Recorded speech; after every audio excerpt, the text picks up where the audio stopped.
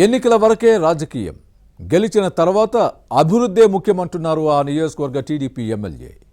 ప్రగతి బాటలకు fan party నేతలు కూడా ఫిదా అవుతున్నారు.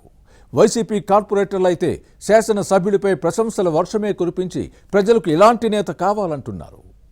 ఇంతకీ ఎవరా శాసనసభ్యుడు, ఏ నియోజకవర్గం? For more details was the story.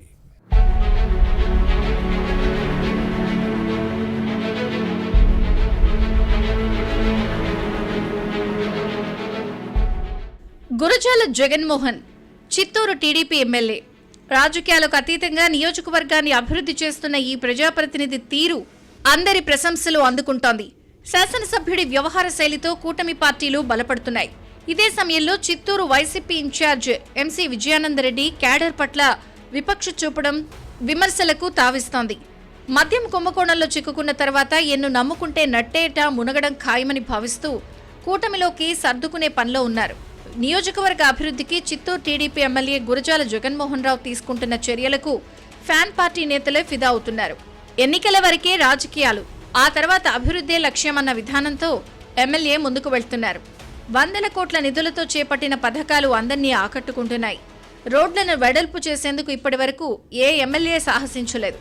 కానీ జగన్మోహన్ మాత్రం తనదైన శైలిలో ముందుకు సాగుతున్నారు. ఇందుకోసం ఆక్రమణలను తొలగించడంపై వైసీపీ కార్పొరేటర్లే ప్రశంసల వర్షం కురిపిస్తున్నారు. కార్పొరేషన్ సర్వసభ్య సమావేశంలో డిప్యూటీ మేయర్ చంద్రశేఖర్ సహా పలువురు ఫ్యాన్ పార్టీ కార్పొరేటర్లు ఎమ్మెల్యేని అభినందించడం విశేషం.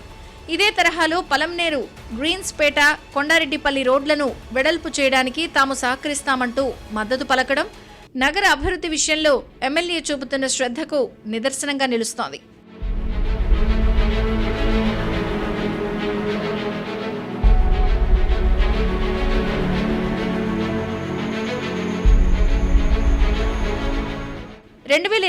మార్చిలో జరిగిన మున్సిపల్ కార్పొరేషన్ ఎన్నికల్లో చిత్తూరులోని 50 డివిజన్లకు గాను టీడీపీ 3 స్థానాలకే పరిమితమైంది. గత సాధారణ ఎన్నికల్లో కూటమి ప్రభుత్వం అధికారంలోకి రావడంతో సీన్ రివర్స్ అయింది. Mayor Amuda, deputy mayor Rajesh Kumar Reddy సహా మొత్తం 16 మంది కార్పొరేటర్లు మూకుమ్మడిగా వైసీపీకి రాజీనామా చేసి ఎమ్మెల్యే సమక్షంలో కూటమి పార్టీలో చేరిపోయారు.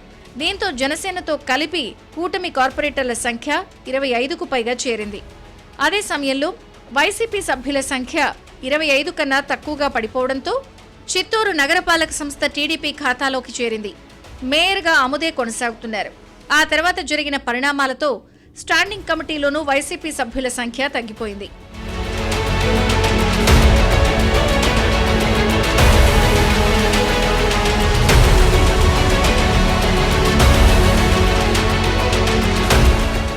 అభివృద్ధికి ఆకర్షితులవుతున్న వైసీపీ నేతలు క్రమంగా కూటమి పార్టీల్లో చేరుతున్నారు.